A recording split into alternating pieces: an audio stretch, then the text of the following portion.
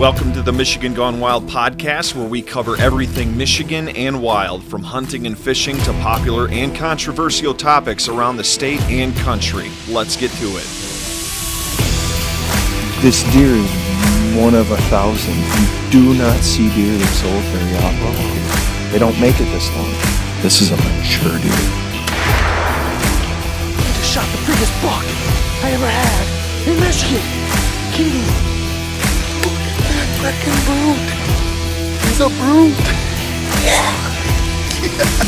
I'm your host, Alvin and I'm actually joined on this episode by Jake Ormsby, my co-host, and also Jordan Farmer. Jordan's a northern Lower Peninsula native who now lives in the Michigan's Upper Peninsula. Jordan's been hunting up there along with his brother, and they've experienced a lot of difficulties with the wolves. They also know a lot of people up there that are experiencing similar issues. Jordan did go in depth and does get kind of graphic about losing some dogs to wolves. Some of his firsthand accounts of what they're dealing with up in the Michigan's Upper Peninsula with the wolf population. So this is definitely one that you're not going to want to miss. But like I said, beware, it does get kind of graphic in the way that he explains these incidents. I also want to add that on April 5th, I'll be joining a panel down in Mayo at the Asabo River Outfitters for the Hunter Collective. That's the collective that Kevin Vistison from the Deer Hunter podcast has put on the last couple years. I spoke on the panel the first time. Charlie and Jake and I all went down and we had a discussion. We're doing that again this year. I will be attending and speaking. We have a great group of guys that are going to be there. And by the time this podcast episode comes out, I'm sure I'll have all the information up on my Instagram and Facebook page. So if you want any more information on that, take a look. Tickets are on sale. You can go to the Deer Hunter podcast page. He has them on there. Or also our page. I'm sure I'll share the link somewhere in there. So I'd really like to see everyone there, and definitely some more people there who are pretty passionate about public land hunting here in Michigan, or across the whole nation for that matter. That's kind of where I'm going to direct my end of the conversation. That's what Kevin asked of me, so that's what I will be talking about, and it's going to go kind of in depth about the solar farm situation, and I'm going to uncover a lot of the information that I dug up through over a month process of researching that topic. We're also going to go into the wolves and probably a little bit of the legacy of hunting public land and conservation in this country. That'll be all my opinion and basically talking points that will open up hopefully a broader conversation to where we can start asking questions and get into common sense solutions. Also, on April 12th is the Michigan Elk Country Association banquet, and that's going to be in Gaylord, Michigan at the Gaylord Knights of Columbus Hall. Tickets are on sale at the Michigan Elk Country Association website. I do believe I also shared the link to their website on the Michigan Gone Wild Facebook page. So if you need any questions, feel free to message in, but I think all the information is there. So without further ado, let's get into this conversation. Well, how's the drive down? Good. A little bit of rain, a little bit of snow, but yeah, it was pretty good. Yeah. Wasn't bad. Very nice. Now, where are you from? Cooks.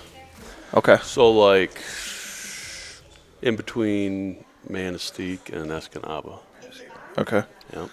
Okay. I mean, that's a pretty. Is that like over by like Rapid River? Yep. So you know where Manistee is? No. Yep. Oh, yeah. Okay. So Manistee, yeah. So we're like 20 minutes east of Rapid River.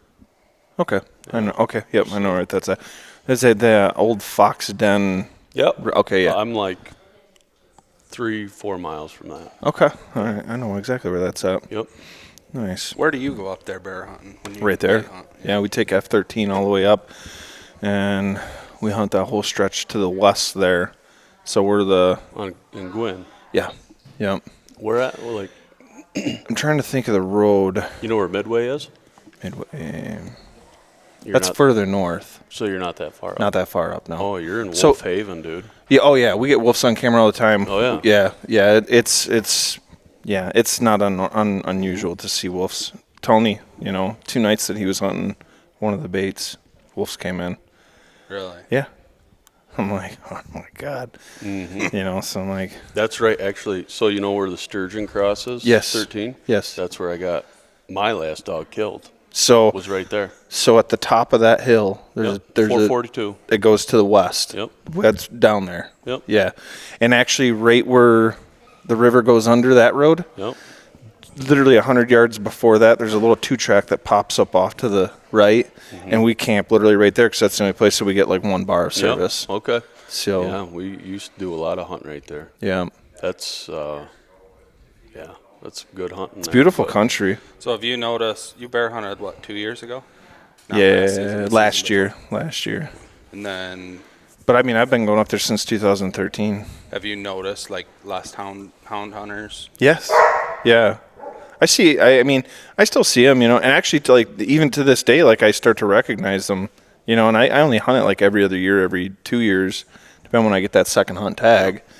And I'll still see the same old boys, hauling around. I'll wave at them, shoot the shit with them, and they'll tell me, hey, we got a bait down in here. And it's okay. All right, no worries. We typically have our baits in the same exact spots. We run 4 baits. That's it. Yeah. And I mean, I haven't killed no huge ones, but we've had good success up there. Yeah, that's a good spot. You're supposed to keep Murphy away. Great spot. Not Little lure him home. into us. Yep. Yeah, and I noticed over the years going up there relatively consistently, it's just the deer numbers just dwindled down to about nothing. Yep. I mean, even going up there, I used to take my Brittany up there when we go bear hunting, and have him run around, and this is when I had my other one, and then I started hearing the dogs getting chewed up, and I'm like, I ain't doing that no more. Yep. Yeah. I was like, especially with a bird dog's gonna go belly up, a bear hound or a cat hound, they're gonna put up a fight, but you're not gonna get that. It don't take long though. No, definitely not. Yeah. But I don't even think we didn't even introduce you yet. So you are Jordan Farmer. Jordan Farmer. Yep. Jordan Farmer. Not to be confused, you got a brother. Justin. Okay, Justin. All right. Yep. You guys are from the UP, avid hound hunters. We live in the UP. We were actually from down here. We grew up down here. Oh, okay. Grew up in Charlevoix. Oh. And then moved up there in 2012. Okay. And then, been up there ever since. Yeah. What has been your experience since moving up there, kind of dipping your toes into hunting and everything and kind of learning it, and then also seeing the progression of the, basically the wolves wiping out the deer? Well, I mean, we've been going up there hunting our whole lives. We've had a camp up there my whole life. So, I've got to see it since, early to mid 90s, I would say, from what I can remember. And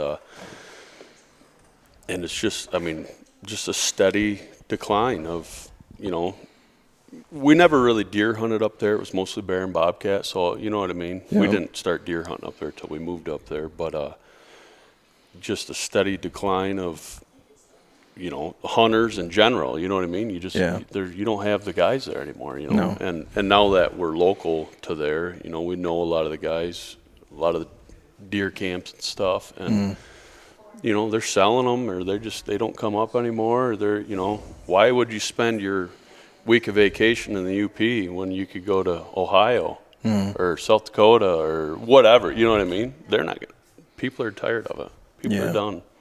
Well, and one of the main points that I've made, and Jake knows too, it's the amount of revenue that has, it's just killed, UP communities, especially the small ones that rely on people coming up, bear hunting, deer hunting, bird hunting. I don't think people realize the amount of devastation that has taken place. Oh, absolutely.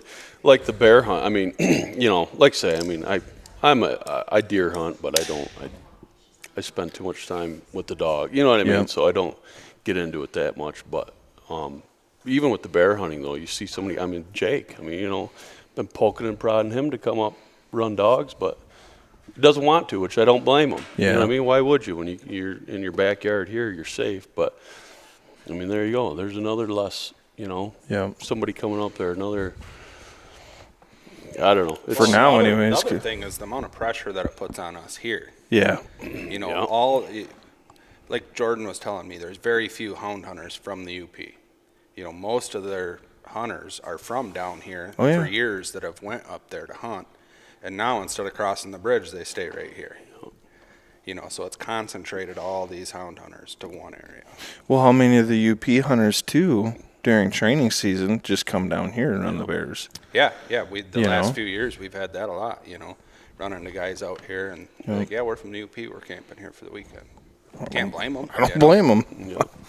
Yeah, I don't blame them at all. I mean, and you know, we've seen it with deer hunters, too. I remember I ran into a group of guys, they're like, yeah, we're from the UP, and we were going up there for decades, you know, and like there's no deer up there. No. So we decided to just come down here, and I'm like, yeah, I don't blame you. Yeah. I mean, we got plenty of land down here too, but I mean, even now it's like our deer herd's starting to hurt just because of, you know, the unlimited doe tags. Yeah. I'm assuming a lot of people from the UP might even come down here to shoot a couple does. Right. And, you know, in the areas where we have the majority of our public land, there's just, it doesn't support the deer population for that. You'll find pockets of like private land, like, you know, I'm assuming you know exactly where I'm talking about, you know, over, you know, in Gaylord and stuff, or even, you know, west towards Boyne City, Charlevoix. Like there's pockets of areas where they hold a lot of deer, but it's not land that is accessible to the general public. Right. You know, these are farm fields. Well, and that goes back to like the baiting thing. They ban baiting, which there's still a lot of it going on, but a lot of it's going on private ground. Yes. You know, so when baiting was legal, you know, there was who knows how many thousands of people putting bait piles on public land. That held a ton of deer around those areas, you know. Is there still bait piles on public? Yeah, there is. But the majority of the baiting is on private, and that sucked all the deer up into them private pieces, you know. Yeah. And away from the big, vast public land that we have, you know. Yeah. I don't blame the deer either. No. No, they're going to go where the food's at. Yeah. Yep. So, I mean, Jake's kind of filled me in a little bit on some of the situations that you guys have encountered, whether you directly or even people that you know. But, I mean, the serious concern with wolves overtaking, you know, that landscape, and they're becoming so, I guess, prevalent, you know, the packs anyways, to where they're very territorial. And you guys have lost some hounds to that. Yeah, I've lost 2, and then my brother just lost that one a couple weeks ago here. So Yeah. they killed those 3, and then we've had 2 other attacks. Dogs got attacked, but we were there. And then so many times of being at a bear tree and a wolf running around or what, you know what I mean? A lot of that stuff goes on. So that's pretty common to be at a bear tree. Oh, yeah, dude. It's hounds barking, and all of a sudden a wolf just comes in. Yeah, it's like, I mean, it's not a daily occurrence, but, I mean, It's not uncommon. No, not at all. Yeah. Not at It's all. not surprising. No. What was the story? And if you don't want to tell it, you don't have to, but I remember you telling me a story. You didn't have your gun on you or something, and wolves moved in on you. That first dog I got killed over in Trout Lake. That one? Yeah, I think so. Yeah. So that was like 2000, let's say probably 15, I think. I was over by Trout Lake, just south of Trout Lake, and we were running a bear, had a bear going, and good race going, and I had a young, he was like 8-10 months old, and he fell out, or, you know, I was watching him on GPS, and he fell behind or whatever. I kept going with the front dogs, and kind of kept an eye on him, you know, didn't really think anything of it, and went on with the hunt, and finally my buddy was like 45 minutes later, he's like, yeah, Duke hasn't moved, you know. I'm like, that's weird, you know. Just showed him treed, but, you know, I mean, that could be a lot of things. Just sitting there on an island or something, in a pond or whatever. It's like, oh, yeah, that's weird. So I went back there, and he was like 7/10 of a mile in. So and this before I had a handgun or anything or CPL. So I was like, I'm just going to run in there and get him. And started running in there and got like 500 yards and started hollering for him, and he wouldn't come. And Wasn't moving either. yeah, most of my dogs listen pretty good, you know. Yeah. So I got closer and closer, and never heard him bark, nothing. And I was like, man, it's weird, you know. And finally got within, like, I don't know, 20 yards, you know. I could see it was really thick. I could see something moving. And, and actually before that, the way I found him is I was toning his collar because I was hollering for him, but he wasn't moving. So I started toning that collar, and I could hear that beep, beep, beep, beep, you know. And I'm like, oh, this ain't right. And it wasn't even really, honestly, it wasn't even processing in my head at the time. Because this hadn't Wolves, happened yet. you know. Yeah, well, I mean, dogs have been killed in Michigan, but you just... Yeah, not for you. No. I just wasn't processing. I was like, well, what the hell is he doing, you know? And finally I got in there, and there's 2 wolves, and they were standing over him, eating his guts out of him, you know? And I started yelling, hey, get out of here, and they just sat there. So I started picking up sticks and throwing sticks at them and stuff, and they just stood there. And the one actually started coming closer to me. Like I say, I didn't have a gun, I didn't, nothing. I had dog leashes. So I grabbed dog leashes off me, and I started whipping the ground and hollering, and just came closer and closer, like from me to Jake, you know, literally. And I remember looking behind me, and there was a tree leaning, and I just ran for that tree and jumped up on that tree, you know. I was freaked out. I was like, Yeah. holy shit, this thing's going to try to kill me. And just turned around, jumped up on that tree. By the time I did all that, you know, they had taken off or whatever. But, yeah, I mean, I've never really been scared of wildlife until that day. I mean, Yeah. it freaked me out. And actually after that, I came home, and I went and got my CPL and got a pistol. And I won't ever go in the woods without one. Yeah, I don't blame you. You know? So... Yeah, I know when we were up there bear baiting and stuff like that, like, because we've had them on camera, we've seen them at the baits and everything, like, I'm not even messing around. Yeah, you know? no, I carry it everywhere, no matter what I'm doing. If I'm just out, you know, on a Tuesday night baiting after work, I got a pistol on me, and I've always got it. You know? Yeah. Yeah, I don't blame you. Yeah. It's Jake, you don't want no part of that. Hunting up there? Yeah. No. Well, you guys I know I put a lot of money into, some of the things that I do, but, like, I see you with bear hounds, and it's just like the amount of time, effort, money that it takes. I don't think a lot of people realize, how much houndsmen contribute to actually hunting. You know what I mean? Right. Oh, yeah. And I don't think, and that's the crazy thing is because you start telling people, they're eating hounds and stuff like that. You literally have people say, oh, well, they know what they're getting into. It's like, well, aren't you supposed to be like this save the animals, compassionate person? You know what I mean? It doesn't make sense. So, like, how can you be numb to that yet? Those people, we're conservationists, right? We're conservationists, and they're environmentalists. Yes. Is what they are. You know what I mean? Yes, there's a big difference. Yeah, there's a huge difference. They protect the wildlife.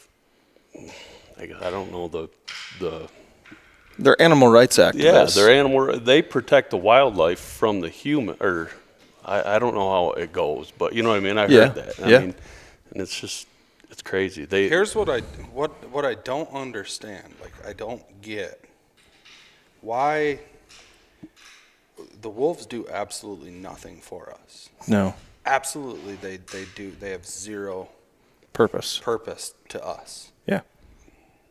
So why aren't the environmentalists worried about the deer? You know what I mean? Why aren't they worried about the deer and the elk and the moose and everything that's getting killed? Like, why isn't that a concern? Yeah. It just goes right over their head. Worried about the wolves that. Yeah, they don't want to talk about it. I've always said this. I could be wrong. I'm not a politician. I don't know, but I think it could be a field mouse. If a field, these wolves have such a grip over these anti-hunters and a grip over these, it could be anything. Think of any animal in the world, but for some reason they pick the wolf because it's a predator. A predator, and it's a majestic, animal and it's just so beautiful and blah blah blah. But you could take, that could be a field mouse, and they really don't care. They don't care about the wolf. I really don't think they do. I don't think they care about the wolf. You know what I mean? Like they don't. It could be anything. It could be whatever you want. But I think it's their way of stopping hunters. Yes. I mean, they can't. They know they can't outlaw us right now. They can't stop hound hunting. They can't stop deer hunting. But they can make it so miserable Where that people don't even we're wanna just do going it. to say, screw it. Yeah. I'm not going to do it. Not going to buy a license. I don't want to do it.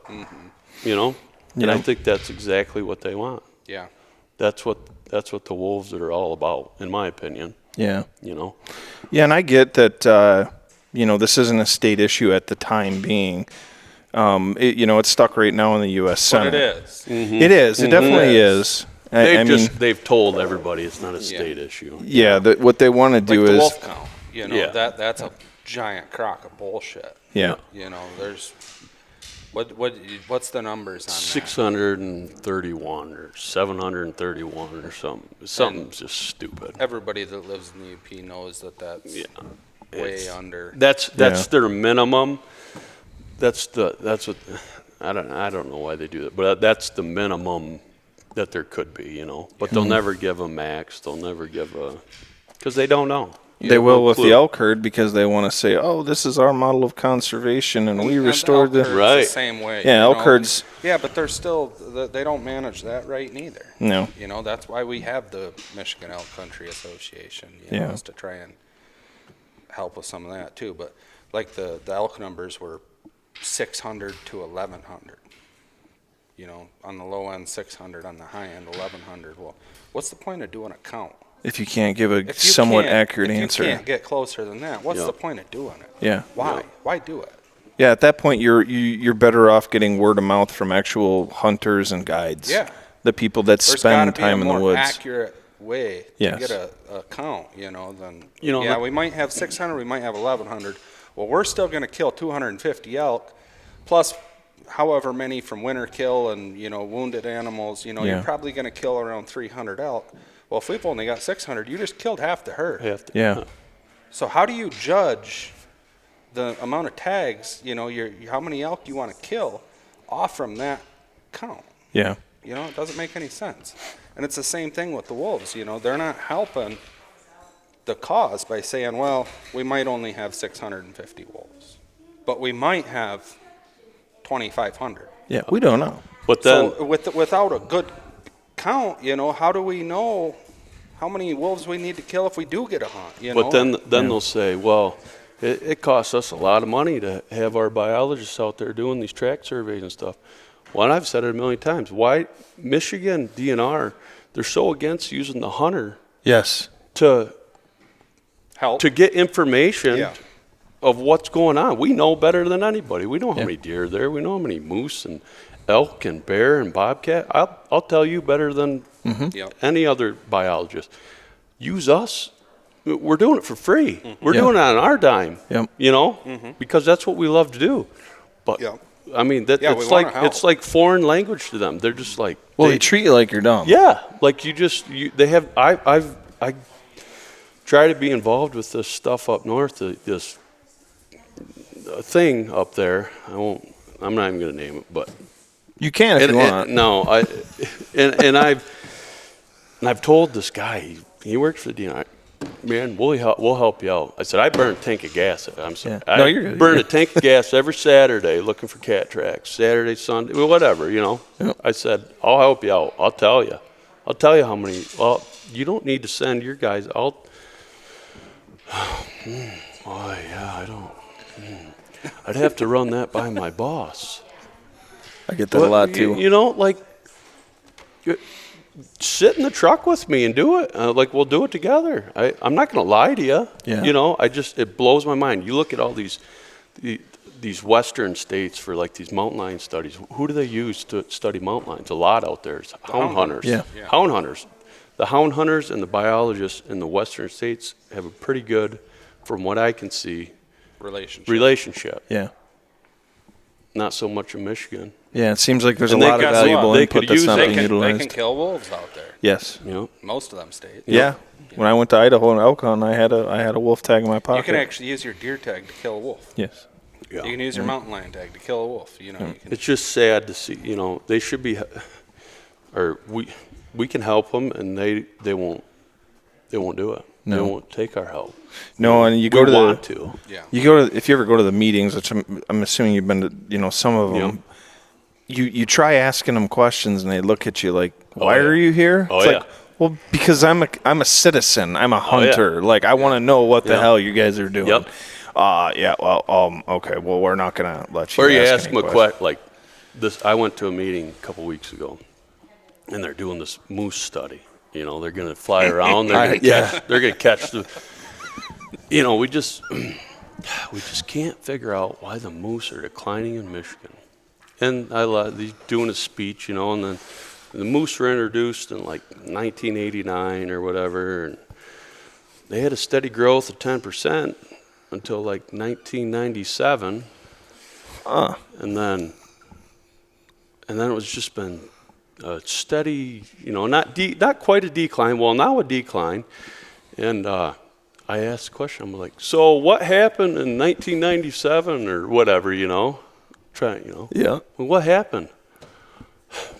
We're just not quite sure yet. That's why we're going to collar these moose and see what they're dying from. We don't know what they're dying from. That's what they're telling us. Like, you don't know what they're dying from? Unbelievable. It's unbelievable. Yeah. Like we're stupid. Like we don't know what's going on. It's insulting. It is. It really insulting. is. Yeah. It's unbelievable. See, that's where the state plays a hand in it. Like, they know. They know Absolutely. exactly where the moose are going. It doesn't take a rocket scientist to know. Well, they just want some more money for a study, kind of like the white-footed deer mouse. Yeah. Yeah. The white-footed deer mouse. Yeah. How much money are we spending on stupid stuff I'm to not study? joking you, Jordan. I don't know if I told you this or not. Last bear season, I was out scouting around, putting new bear baits out and stuff, and we find this pretty sweet spot. I'm like, that's going to be a good spot for a bear bait. Get back in there. Right where I want to put the bear bait, I look, and there's like this, tell us that shit. A white bucket? The fencing, that black soil erosion fencing. Yep. There's like a line of that in a T, like a V formation in the middle of the swamp, and there's a bucket like on each end, and then one in the middle. I'm just like puzzled. I'm looking at it like, what's going on here? Yeah. And these buckets got little holes cut in them. So I grab the bucket and I flip it over. It's got a Reconyx trail camera inside the bucket pointing down to catch these white-footed deer mice going through these buckets to get trail camera pictures of them. So then we get done. I'm like, we can't put a bear bait here, I'm like, we'll go right over here. This looks like a pretty good spot. Get over there. Here's another one. Same thing. 3 more Reconyx trail cameras inside of buckets. So right there. Those are like $500 a piece. $600 a piece. Yeah, 600. Okay. $600 cameras. So what? $3,600 Just in cameras. just in trail cameras Got to study them mice. for them white-footed deer mice. Yeah. It's like, and well, it's crazy too, because it's like, why are we spending that type of money to study something Thanks, Brent. that we can figure out by tearing open an owl pellet? Yeah.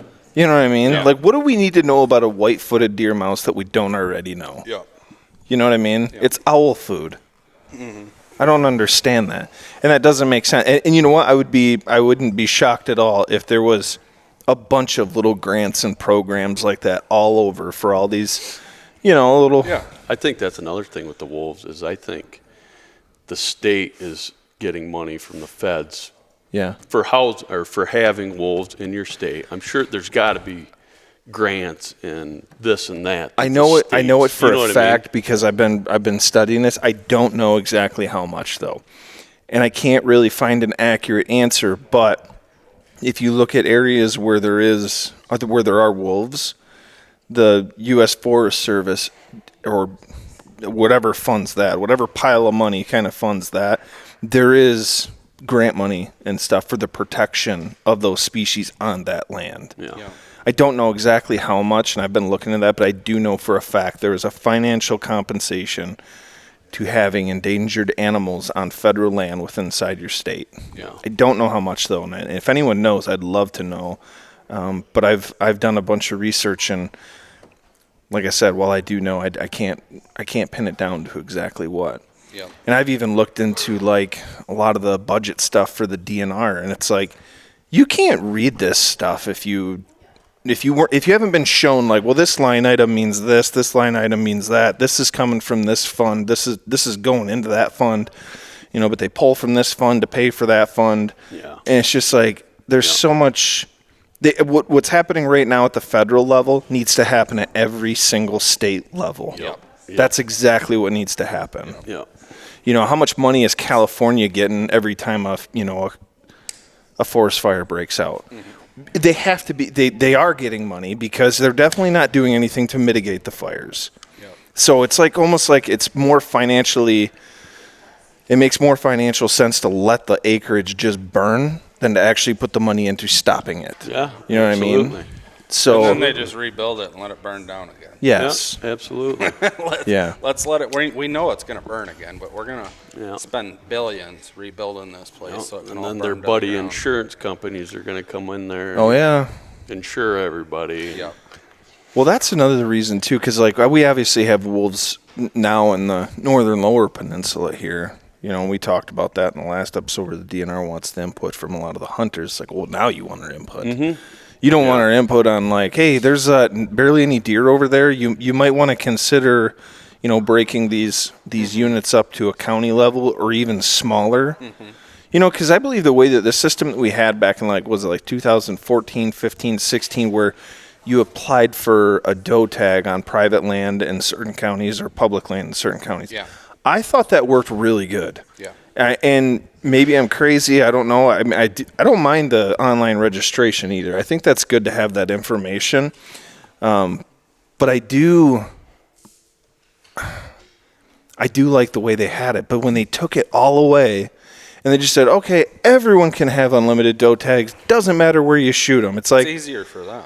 it's easier so for them. much off from their plate. Yeah, and I don't know how much. I don't know what the financials were on that. Like if they're making more money now or less money now. I'm assuming that they're making these decisions to bring in more revenue. Mm-hmm. But what they don't realize that they're doing, I mean, maybe they do, is they're losing hunter participation. Yeah. They're trying to sell more tags to less people rather than managing the resources to a point where it's more people want to get involved more. More appeasing, more. Yeah. Yeah. And that's not the way that we're managing this, and it's entirely wrong. Yeah. Well, you can still shoot does in the UP, can't you? No. So, well, there's certain I think it's, I don't know if it's below US 2 or I'm not sure. Honestly, yeah. I don't, I mean, you guys, since I've moved up there, I've lost touch with deer hunting so much. Yeah. And it's because of like I say, I grew up down here in Charlevoix County. Great deer hunting. It's awesome. Yep. Grew up with phenomenal deer hunting. Loved it. Moved up there. Yeah, and don't get me wrong. It's a lot different up there, deer hunting, with wolves or without wolves, Mm-hmm. but it's just progressively got worse every year I've lived there, and I'm not gonna. And I probably don't even need to ask the question, but I mean, like, what's your take on like what the overall like citizen, the locals are feeling like? Oh. I mean, They're pissed. yeah, They're pissed. I mean, I know a lot of guys, a lot of deer camps, local deer camps, and the one off the top of my head, good buddy of mine. I mean, I don't know if they've killed a buck, and I don't think they killed a buck last year, and I don't know if they did the year before that, and that's unheard of. Yeah. There's like 8 of them in that crew, and they usually do very well. Hard hunters. yeah. Hunt all season long, and I don't know. I know they didn't kill one last year, but Yeah. These are probably guys that can come down here and probably kill one every year. yeah, I mean, I don't know. It's sickening, and you like where I live, it's a little more agricultural, so there's that's the thing is, a lot of the deer are pushed to the agricultural areas, so those guys, they aren't they're not, they know that there's an issue, but you know what I mean? It hasn't, they're getting the last of the deer right now. Yeah. You know what I mean? This is literally the last of the herd. Like I don't know, I draw everything back to dog hunting because that's just on my mind all the time. But like, I talked to some local cat hunters from back in the day up there, and there used to be little deer yards all over up through, like where you bear hunt all up through there. There'd be deer yards, Oh yeah, you drive down US 2 and the cedar trees are trimmed at perfect neck height. There used to be deer yards all over in there, which would hold the cats, and now there's nothing. You get to those. It's like the cutoff. Like you always knew the cutoff. There was always kind of a cutoff. Like, okay, this is where the deer stay. That road that you camp on. Yep. That was always like, that's the cutoff. That's where the deer. South of there, that's where the deer are all winter. But now you can't even. I mean, you go south. You got to go south of there like miles to find deer again. And you know what the crazy thing is? That it looks like the freaking awesomest deer hunting country. Oh my gosh, dude! It would be dude. All it is just marshes, blueberry marshes. I mean, dude, that spot where you're bear hunting, I've bear hunted that a ton, cat hunted it a ton. It's hands down some of the best, most beautiful country that you could ever ask for. But, I mean, to me, it's not huntable. Yeah. To me, you know what I mean? Yeah. I can't do it. I don't blame you. Yep, and I've seen it firsthand. We've had them, been in the blind and wolves circling 30, 35 yards away, just looking around. Yeah. It's like, what are we doing? Yep. It's not adding any value to the landscape. Yep. Yep. Worthless. Pretty much. And when this does happen, because I have all the confidence in the world that this is going to happen. I think we finally have a turning point in our government right now where we can get some common sense ran through. We're going to be fighting some pretty big names in the industry because they've clearly taken a stance that's very left-leaning, and we're going to have to speak out against them people. And I think stuff's going to have to get pretty ugly before it gets really good. But when we finally do get this rammed through, the people of Michigan, everyone, the UP, the Northern Lower Peninsula, we're going to have to stand up and start demanding accountability from the Department of Natural Resources. Yep. There needs to be more opportunities for hunters, and so that way we can keep building for the future, keep bringing people into the sport. To the state level, we need to rain hell on this situation. Yep. Everyone needs to kind of stand up. I mean, we're on our own like little factions. I mean, you got little factions of predator hunters, hound hunters, waterfowl hunters, deer hunters, upland bird hunters. But, in the large scheme of things, we're all suffering. We're all suffering in the long run because hunting rights are being taken away. Yep. They may be being taken away from certain groups at certain times, but overall, we have less rights as hunters today than we did, say, 30 years ago. Yep. And it's obvious, and it's not. They're not just going and saying, "Okay, you guys are done hunting." No, they're going to keep picking away, taking a little chunk here and there. Yeah, whatever they can get. Yeah, and hunters contribute the most to conservation through license sales. You don't have to buy a permit to go out and go kayaking or hiking. Right. You don't have to. Yeah.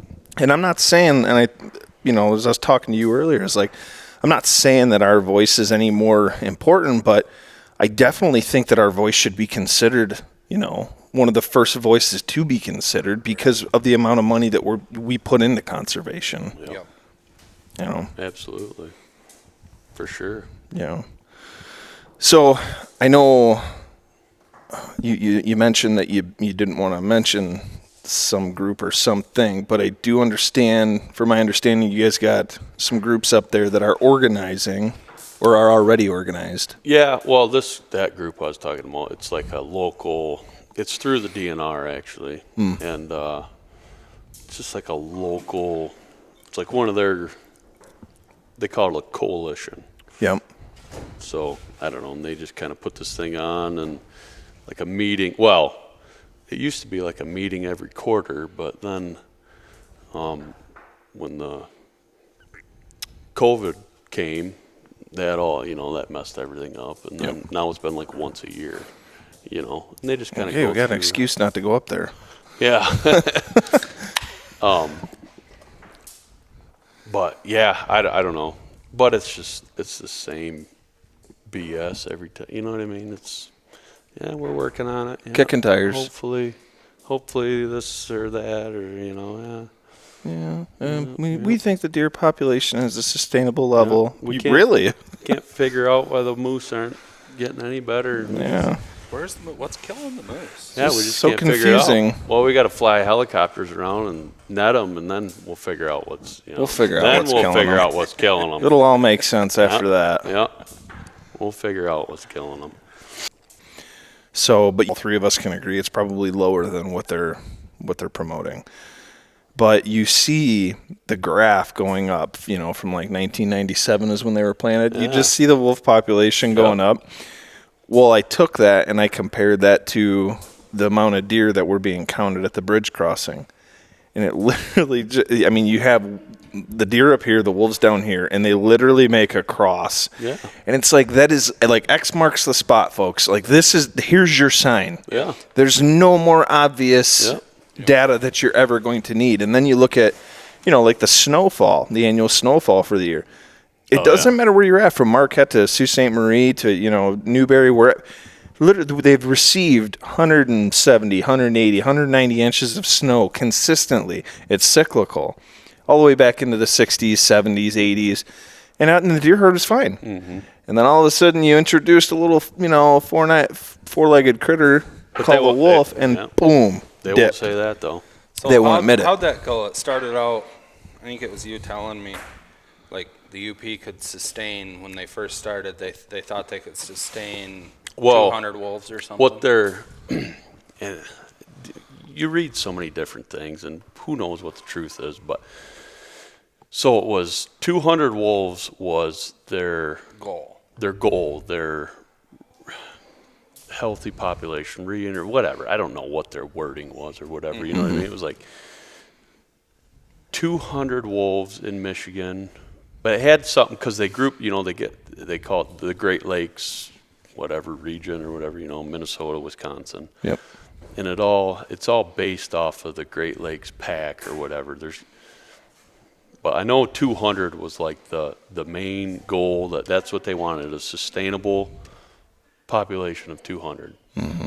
And we're at a minimum of 631. And that's just in the UP. I mean, you can wrap that whole population all the way around Lake Superior, all the way up to the boundary waters, and then all the way down Lake Michigan. You think, and I think it kind of all started maybe in Minnesota. I don't know, but you talk to them guys in Minnesota, man. You talk about hurting crew. Them guys are. I mean, they're talking. Yeah, there's no deer. No, dude, and there's no deer. You talk to bobcat hunters over there, and they're just. I mean. It's just overrun with wolves. We can't do anything. Like Wisconsin, you look at the depredation map in Wisconsin for dogs. Yep. And I shared that the other day. Yep. It's that northwestern part is super bad. Well, you know what that is? I think a lot of it is guys coming over from Minnesota and hunting Wisconsin to get away from the wolves. Yeah. Yeah, I know. I looked at that the other day, and I was... Michigan doesn't put out a lot of information about it. Because they don't want you to know. And it's so hard to find, it's so hard to find how many dogs have been killed in Michigan.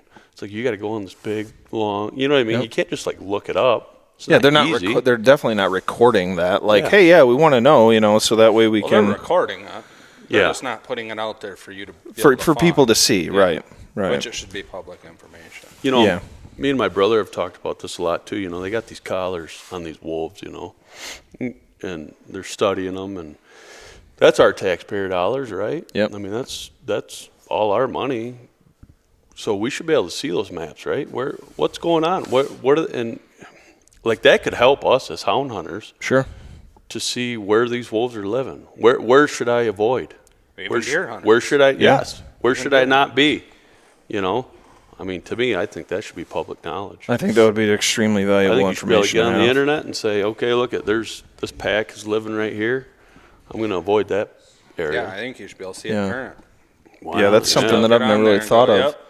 That would be an extremely helpful piece of information I mean, to have. why not? Red number 83 is right here, right now. Yep. Right. Yep. This pack is very well established in this, 5 square mile area. Probably want to stay out of there. They've eaten all the deer. Right. And they'll eat your dogs. I mean, I think it's our money. Yeah. I don't disagree with that at all. I mean, either way you look at it, it's like they're doing nothing to mitigate it, which I understand they're kind of limited in what they can do or what they say they can do because of the federal protection. But at what point do you have to at least come out and acknowledge it and say, listen, we have totally screwed over the sportsmen of of the Upper Peninsula of Michigan. And obviously now, they're coming down into here. And we know what they're going to do.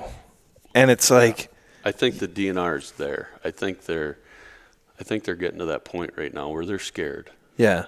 I really do. I think they're like, shit. I mean, we've exhausted every excuse. We really can't bullshit these guys anymore. Yeah.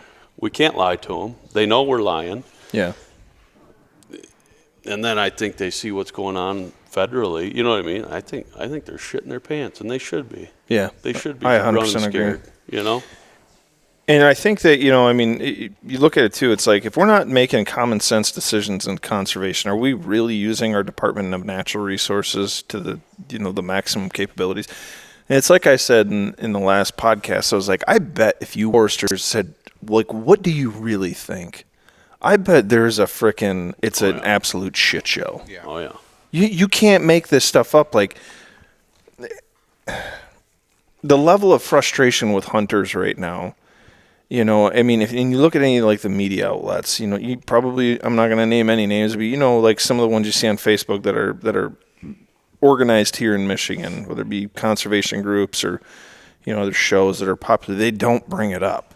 Yeah. They'll talk about it, but they won't give like a direct question to like a DNR official, like, hey, that people are pissed off, right? Right. Like you're just letting wolves eat our natural resources. Yep. The resources that we spend a lot of money on. I don't think there's a group or an association out there that isn't afraid to put their neck out for it.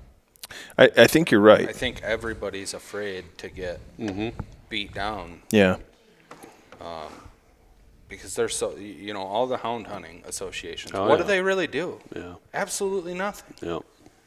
I'll be honest, I don't support any of them. Yeah. I don't give my money to any of them. They don't really do anything that I need them to do, so why am I going to give them money? Mm-hmm. And I listened to that NRC meeting the other day. I don't know if you listened to that. A couple of guys from MBHA went down there, and the public opinion time, The 5 minutes they not give you. one freaking time. Whatever. I get you have your personal opinions of what's going on, but not one time. What's a big issue going on with hound hunters in Michigan? Wolves, right? Not one time did I ever hear any of them mention about wolves. All we talked about was the tags in Red Oak and whatever. I don't know what's going on in Red Oak bear hunting because I don't bear hunt here, so I'll leave that up to you. But don't you think somebody should have went down there and said, "Hey, you guys, NRC, what's going on with the wolf?" Not one time did I hear that. No. Yeah. So what the hell? And they're taking money you're from exactly right. hunters. They're afraid. Yeah, you're exactly right. Well, I also think too, and if you go back and listen to, Kevin and Joe's the podcast they released today, the Deer Hunter podcast, they pretty much laid it out too, and I fear that the message at the very top of the BHA, I think, is very, very left leaning. It's very left leaning, and because if you go on there right now, if you go on like their pages, even some of the members in there, and right now all they're doing is criticizing the Trump administration for firing temporary workers in the Forest Service. And it's like, well, I mean, do I like people losing their jobs? No, obviously I don't want that, but Do I want real issues addressed? Absolutely. Like, you know, it's no different than everything else. You guys get done bear hunting, you know, for a season. What do? You go through all your stuff, see what needs to be fixed, see what needs to be replaced. You kind of do a comb over, check the dogs, make sure they're in good shape. They don't need any, you know, extensive medical attention or anything. Ain't no different than at the end of the race season. I tear my engine out of my race car. I tear that thing apart and I go over it with a fine-tooth comb. Yep. Why are we not doing that with our government agencies? Yep. Yeah.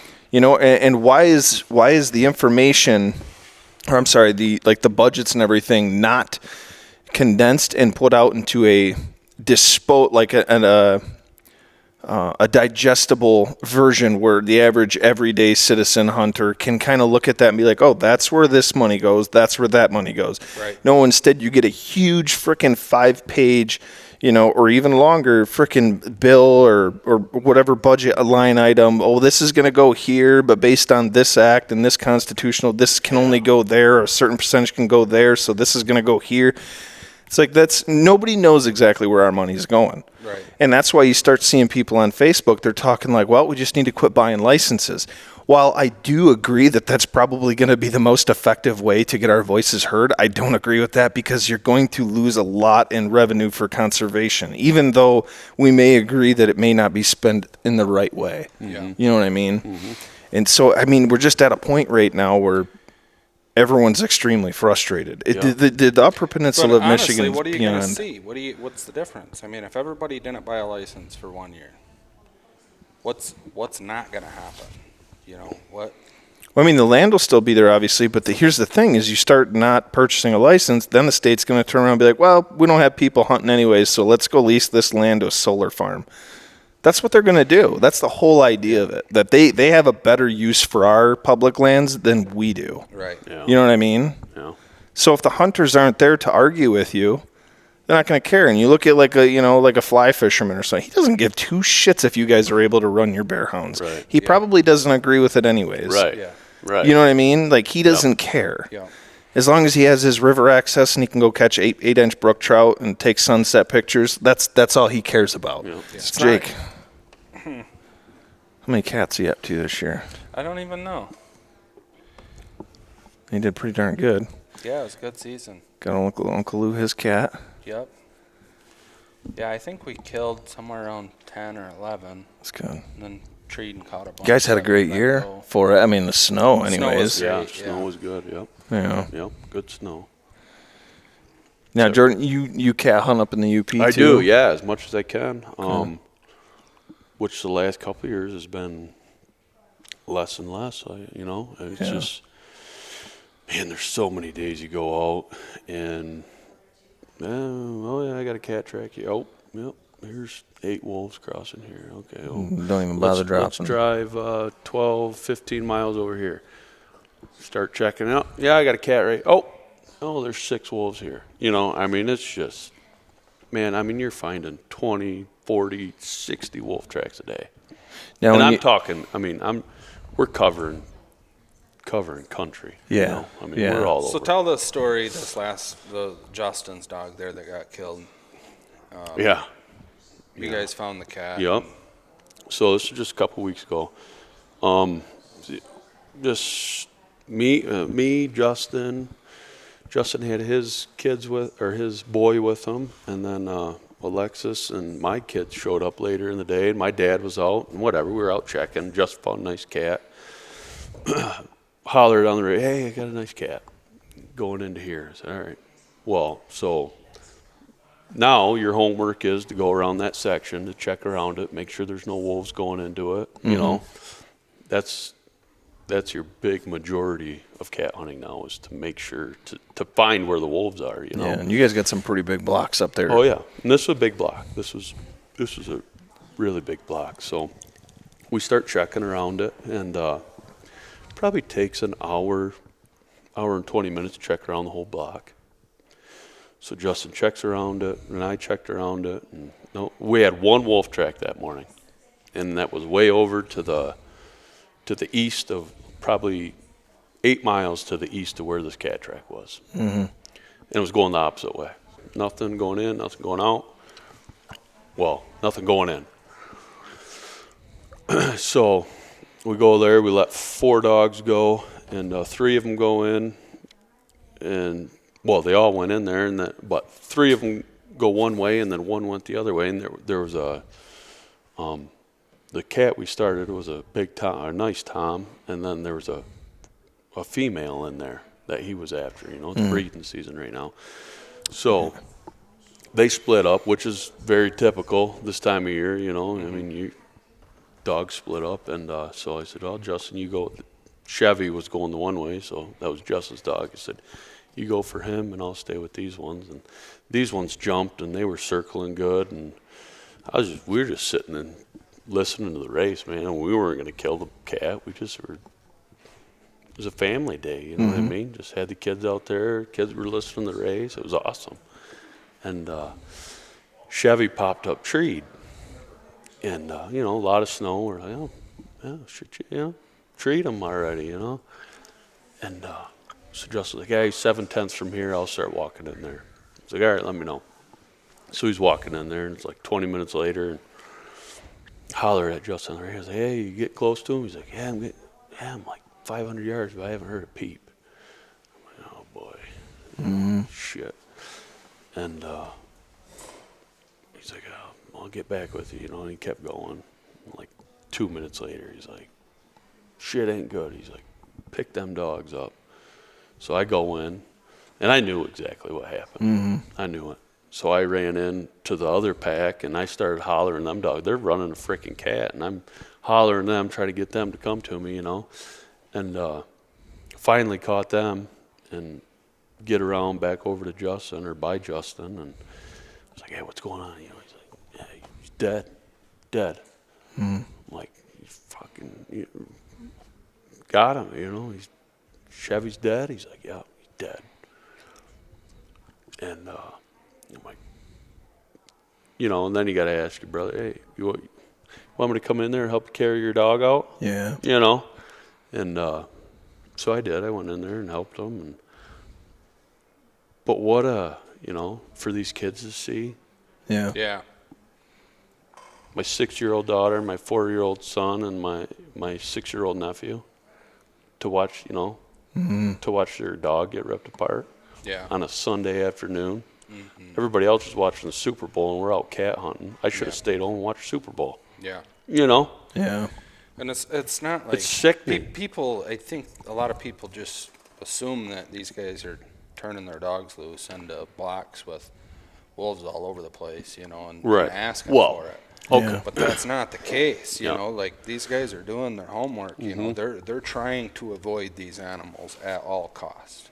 They're spending more time scouting for wolves than they are scouting for a cat or a bear. They're trying to keep track of these animals to stay away from them. What more could they have done than what they did to avoid the wolves? And what was it? So this is, and I shouldn't have left this out, but so later, after we got the dogs out, and Justin put it on Facebook, put a post on there, and somebody got a hold of Justin. He's like, hey, were you guys down on so-and-so road today? And Justin's like, yeah, we were. And he's like, yeah, I live right here.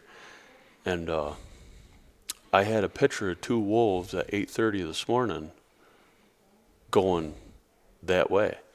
Well, come to find out, literally the cat crossed right in this guy's yard, okay? And so as we were checking around the block to make sure there was no wolves in there, the wolves crossed. Oh, they scooted through after you checked it. So like Jake said, we did all our homework, but it didn't matter, you know what I mean? Because they came in. So do you think they went to the barking dogs? No, because there was no barking dogs in there at the time. And when they crossed? You know what I mean? When they crossed, there wasn't even a dog down. Yeah. They crossed. We were checking around the section.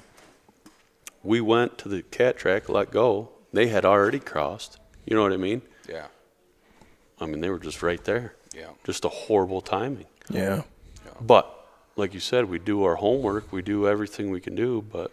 And that's 2 wolves, that's Two. 2. It's not a pack of 6 or 8 or 10. Yeah. That's 2.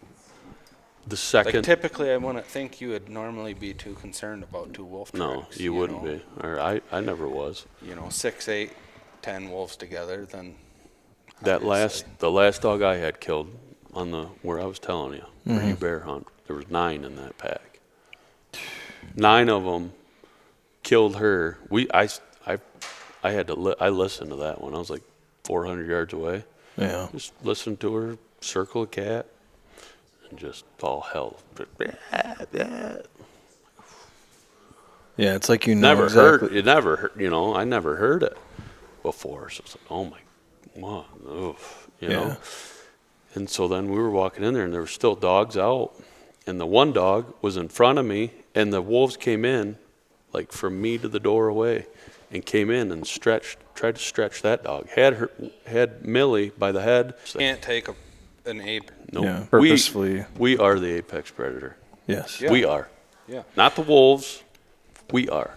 And we control But the we're American letting model them- of conservation. We're Read letting your Bible, them believe people. Yeah. that they are the apex predator. Yeah. You know, their lack of fear of humans is scary because Yeah. somebody's gonna get killed. They are. You watch, Well, it's- somebody's gonna get killed by. I had, so where I live on a pipeline right next to my house, and in the springtime, I'll take my dogs, unhook them on, I'll road them. I'll just take my four-wheeler, drive out back. It's great exercise for them. Let them run some miles, and just coming around the corner the one day, just got out of the yard like 100 yards. I got a video on my phone. It was like 100 yards from my house, and here comes a frickin' wolf. Right, I mean, like, I think it was coming. I think it heard all my dogs barking. I mean, what the hell's it doing there? Well, it's like ringing a dinner bell. So then, you think, oh man, I really want the kids running around in the backyard. Yeah. Right. You know what I mean? Mm-hmm. I fenced in around my dog. My dogs are on. They're they're on chains, and then I fenced in around them because I'm so scared. Well, I've seen videos of like wolves coming into someone's backyard, and you have their camera Yeah. pointed right at their dog, and you'll see the wolves just going right at the dogs. Yeah. Stretching them out and just one, like you said, and that reminded me of that video. One for the head, and they got the other end. They're just Exactly. And it's like, oh my God, these animals, they have no fear. They have no reason to fear anything. Yep. Yep. Yeah, no, that's too bad. And it's not like they're starving. No. You know what I mean? It's not like they're killing. Well, just I to think eat. honestly, I think they are starting to starve. I think they're Last starving out. winter was not good for them. Yeah. Because really no deer yarded up for them. Yep. I mean, a little bit here and there, but they struggled last year. Yeah. I don't know that, but I think they did. You know what I mean? Because it's years like this, like now. You get this deep snow, and you it's get them in terrible. these deer yards. Especially now that the snow's hard, the deer are breaking through, and the wolves can run on top. Yeah. Done, Yeah, man. it's game over. They'll frickin' you go up They'll by slaughter the Kitchie to deer. Kippy there. Yep. Where everybody just thinks is so beautiful. You go right up the road there. Probably in the next couple of weeks here, that'll be a bloodbath. That's a deer yard right there. Oh yeah, man, they'll come down in there, and it'll be a bloodbath. Charge $1 for them frickin' wolf. $100 a It's a wolf lot tag. of that. Look at the Yeah. Isle Royal, To it. the moose thing, the moose and wolf thing. Like, the moose are overpopulated. We need to kill some. Yeah, so we're let's spend millions Let the wolves do it. to put wolves there So stupid. instead of making who knows how much, but revenue off from selling moose hunts on Isle Royal. Yeah. Why wouldn't Dude, they you know how have much? done that? Oh my gosh.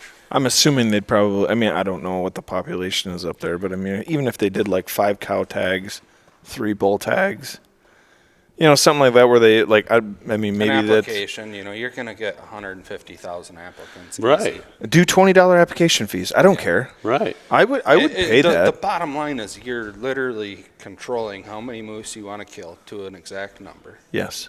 It's going to be probably 100% success rate. Mm-hmm. Yes. So you're controlling the exact amount of moose you want to kill. Plus you're making revenue off from it Yeah. instead of spending money to do it. And once you put wolves there, you can't control how many moose they kill. Right. Right. Like You once gotta they're there, you gotta they're- keep spending money to go do research to see how much they're killing. Right. It Yeah. just makes absolutely 0 sense. Yep. Yeah. Like, that doesn't make any sense to me. That's just Well, for us, like as hunters, we think of the original model of conservation as hunters manage game populations and predator populations. We do it by purchasing licenses that go back into habitat and wildlife improvement. It's designed to be as self-sufficient as possible. We don't need grants from the government, Right. or anything like that, or at least very, very little.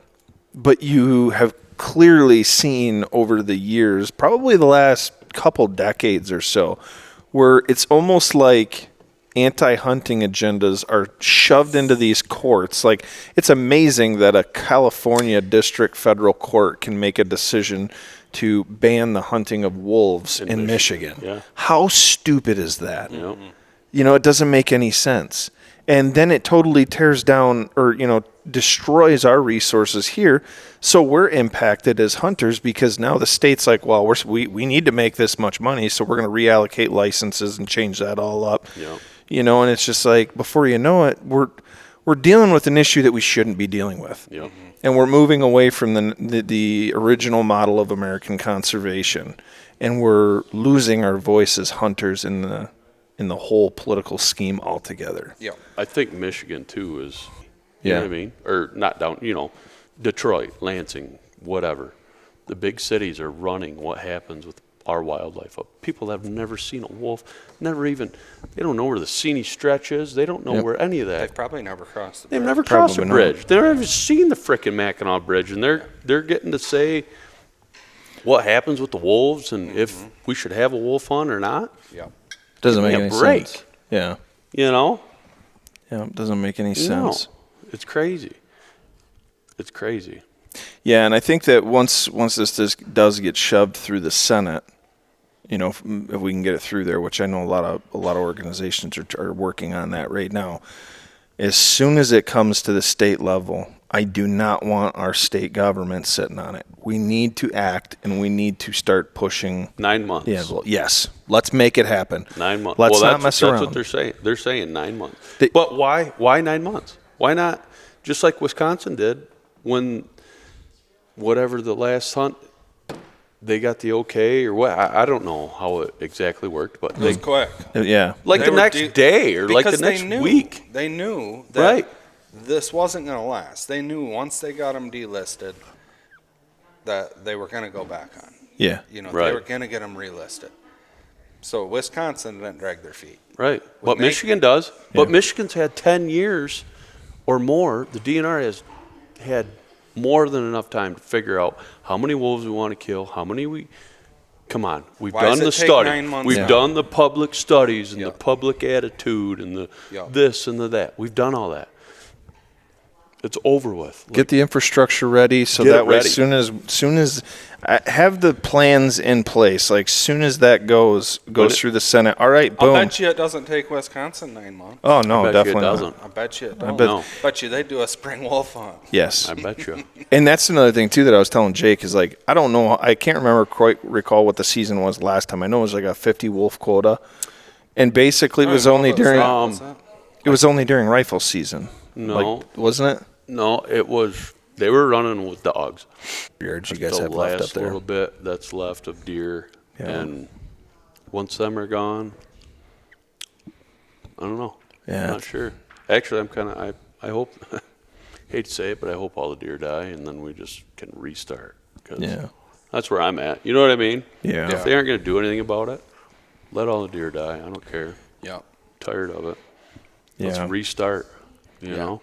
Start from scratch. Yeah. Because obviously we're not going to be able to control the winners or anything. But then that's another thing too, is like we talked about in the other podcast, is like the supplemental feeding and the baiting. You guys can bait up in the UP. Yep. You can Okay. bait, yep. All right. In the entire UP, or I think Menominee County, or is that Menominee County? You can't. I Okay, so that'd believe. be the- right along the south, like yeah. the southern border of the UP. Okay, Up yep. against Wisconsin. There. Yep. That's because of the chronic wasting disease. I think so. Yeah. Or at least that's what they say it is. Yeah. Huh. Yeah, and I know when we were talking about that, it's like you want to be able to feed the deer to help them get through the winter, but when you're doing that, you're just basically keeping them in one spot for the wolves to come eat them. It's a bait pile for the wolves. Yeah. Yeah, and that's just. I do it at my house. I feed them at my house. It's a double-edged sword. Yeah. But, you know. I mean. Yeah. I mean. There's just so much that we could be doing to make this better. Absolutely. And it's. I mean, the unfortunate thing is like the wolves are like the insurance company's wet dream. Yep. Like that they would, I mean, they love the fact that there are wolves here just eating deer that are not getting hit by cars. Yep. You know, and I mean, I'll be the first to tell you, like this administration that we currently have, like they cater to the insurance companies. You remember when the tornado came through Gaylord? Mm-hmm. So, like, so Jordan and I own a tree service, but when the tornado came through, I was pulling trees off houses. Mm-hmm. And I had these guys from Kentucky that they like knew the storm was coming. They were like here within hours of the tornado coming through. It was kind of weird. And they were coming up and they were like, you know, I had one guy come up to me. He's like, yeah, so if you give us your work, we'll give you 25% of the invoice. And I'm like, okay. I'm like, well, what does a tree like that leaning on the house cost? And he's like, well, we'd charge probably about $20,000 for that. I'm like, what the fuck? What? I'm like, get out of here. It was for Tom Crawley. They tried doing that, and like I'm like, oh my god, like, you know, I think I was charging, it was like $3,500 a tree if it was on the house, you know, to get it off, get it craned off and stuff, and I'm like, that was good money. Yeah. You know, I'm like, these guys. Cow. Well, I think it was the Jocelyn Benson, she was up in arms. She was sending out memos like, do not pay these people. We're going to shut this down. It's like, and everyone's like, yeah, thank you. It's like, she's not protecting you. She's protecting the insurance companies from having to pay this out. She didn't give a shit about what your premiums were 2 months ago. Right. Yeah. You know what I mean? Yeah. Yep. And it's like, and people didn't even think of that. And I'm like, I mean, it probably took some pretty loud voices in the insurance industry to go, hey, you need to get up there right now because we're not forking over this money. Because you look at the APRs that we had down here. You're from Charlevoix, so they have the Northwest 12 over there. Well, for the longest time, we had 482, which Montmorency, Presqu'île, Alpena, I don't know, but what other county? But they had the APRs there. The only counties there weren't APRs were literally Crawford County, Sheboygan, or Otsego County, in Sheboygan County. Well, that just so happens to be where I-75 goes through. Oh. It's like, well, of course they're not going to pass APRs in these counties because they want those young. Yes, they want those deer dead. They don't want them running across I-75 and getting hit. Yeah. Which I get. It's already bad enough with the elk. You know, I mean, we get 4 or 5 elk hit on I-75 there a year. Oh, at least. At least. And it very well maybe. I know I've seen 2 personally, and they were within 100 yards of where they got hit. No kidding. You know, but that's one of the things in the elk organization that we want to do one day is raise enough money to build a land bridge. Yeah. Over I-75. Yeah, Jay was talking to me about that. God, you got her trained. Look at that.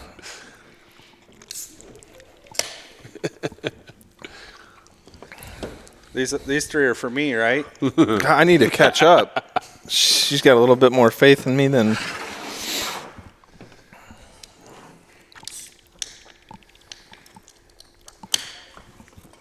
Yeah, insurance companies play a big role. Yeah. That's kind of a hidden. Well, I think the biggest thing too, and I was talking to Kevin about this, and Joe and me and Charlie talked about it last night, is like our biggest focus right now needs to be getting that Natural Resource Commission moved around a little bit, getting real hunters and anglers. Yeah, but what do you do? I mean, I don't know. I don't know enough about it. I mean, they're all appointed, right, by Governor Gretchen Whitmer. Governor. Yep. So, I mean, right there, you're fucked. Yeah, you're already screwed. I mean, what do you do? I mean, what do we do? Wait until she's out of there and hope for? I mean, yeah. Well, we definitely have to make a conscious effort to get the right administration in there. And well, absolutely. I mean, take 500 people and put them in front of the Lansing building. Sleep out there, build a campfire. Yeah. Just do what the liberals do. yeah. Yell and scream. Yeah. Protest and yeah. They get what they want. Yeah, we want our deer back. Let us shoot the wolves. I would have no issue doing that. I'd go down there for a day. I don't know. I mean, I guess I'm just at a lot because I don't know. I mean, they're appointed. She appoints them all, so. But then you give the full. Got a bitch, man. But then you give can't let off. You give the power to the DNR, and she appoints the frickin' head of the DNR, so you're screwed there too.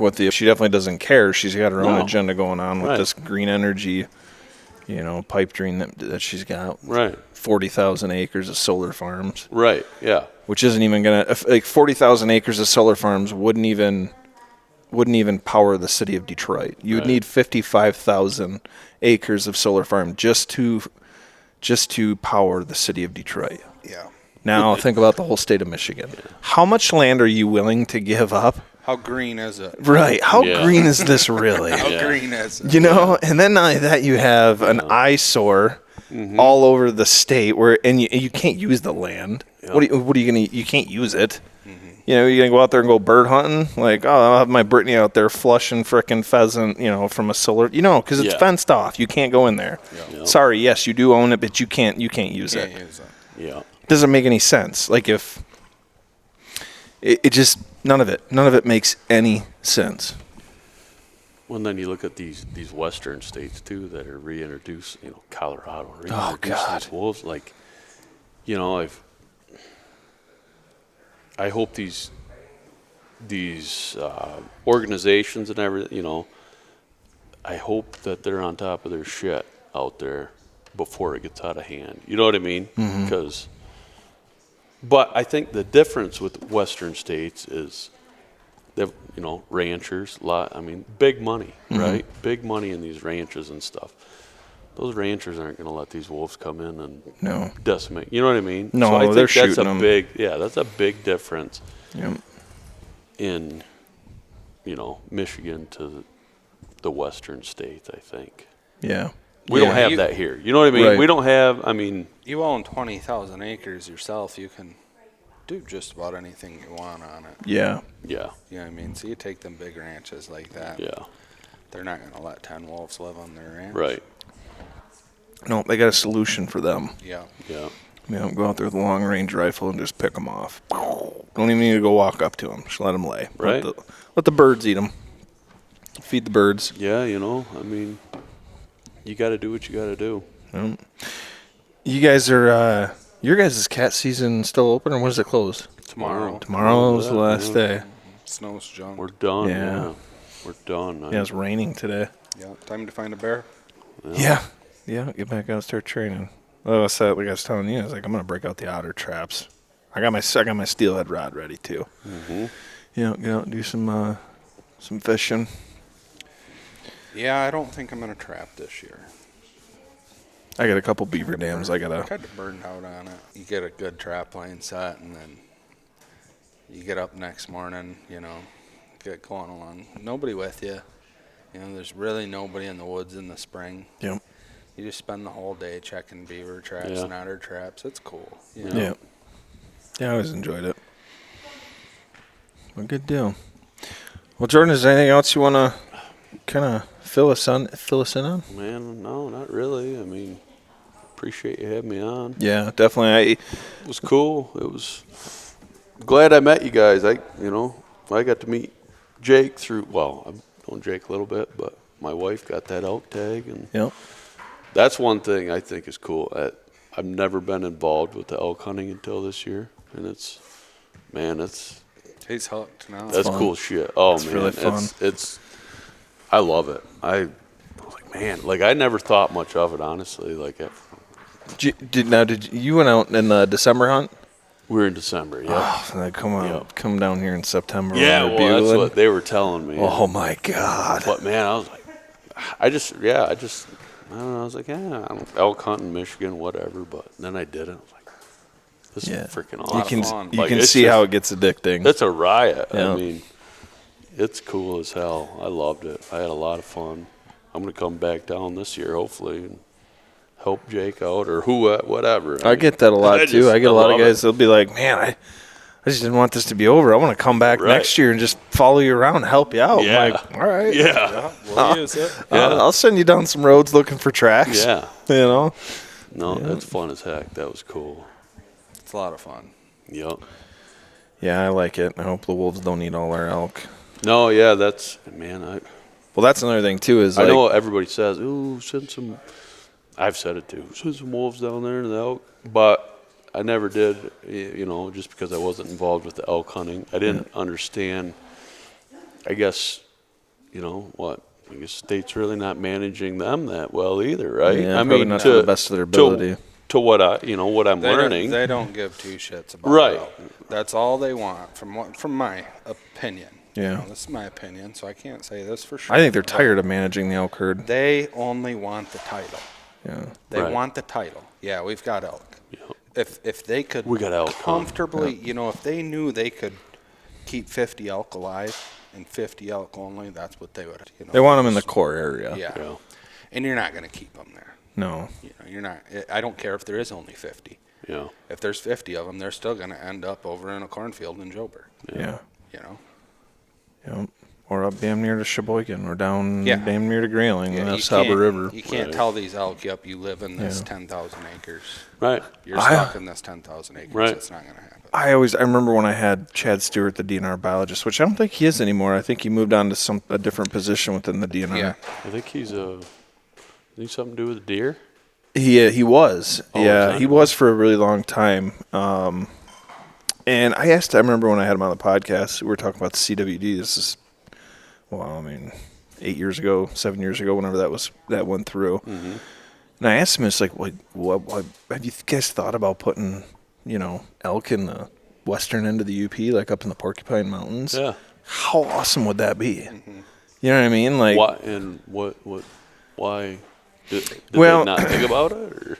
no, it has been considered, but I think this was They know like, they're just going to get eaten by wolves. Northern The Wisconsin has yep. elk. Yep. Yeah. So I think they just had their first season, was it last year or the year before? Wisconsin? Yeah. Oh, I didn't know that. Yeah, they had their first hunt. Oh, no kidding. I think it was either last year or the year before, which is cool. That's great to hear. And I always thought like the western end of the UP would be awesome. Absolutely. But obviously you have the wolf issue. Yeah. It's like, well, you don't want to move a bunch of animals up there spending all that money if you don't have the wolves under control. I mean, They're endangered though. yeah, they're They're endangered. endangered. Yeah. So much for being endangered when they're cleaning out the deer herd. So honestly, Jordan, you think like if, say we just opened a season up on them, like, do you think that you could even kill them all? Or do you think it's to the point like coyotes? You can't kill all the Depends coyotes. on what they're gonna do. I mean, my feeling, when they do open a season, it's gonna be. I don't want to say it's gonna be stupid because anything's better than nothing. Yep. But it's gonna be. You can't bait, you can't call, you can't trap, you can't run them with dogs. So pretty much. All gotta see one you're while gonna you're get hunting. is the deer hunter. Yep. Or the guy riding around in the truck that whatever. That's what you're gonna get. You know what I mean? Yeah. I don't know. Maybe they won't. Maybe they'll say, yeah, we can trap them. I think the most effective way is trapping. Yeah. Well, I tell you what, they open up a wolf season. I'm gonna get a wolf tag. Oh, yeah. I'm gonna Oh, give yeah. you a call. Absolutely. Oh man, that's what I said. If they open this hunt, I'm gonna start guiding wolf hunts or whatever. Absolutely. That would be awesome. I'm gonna be in business for quite a while. There you go, Jake. Might be You worth won't be getting cat hunting anymore. Yeah. The cat population will explode in the UP. Yeah. Well, good deal. Yeah. Well, all right, man. I don't know if there's anything else you want to add in there or whatnot, but I definitely appreciate you coming on. Yep. Jake said you're a wealth of knowledge on I don't know about that. But well, I mean, you've obviously got the experience with with the hounds and stuff, and you're a first-hand witness as to what's happening up there. Yeah. And I think that the conversations need to start happening more often. I think that we need to be louder about Yep. it. So I appreciate you coming on and Yep. and giving your 2 cents. I know, we're just below the bridge, so like. We hear everything. We hear the people from southern Michigan crying about all the deer the overpopulation of deer down there.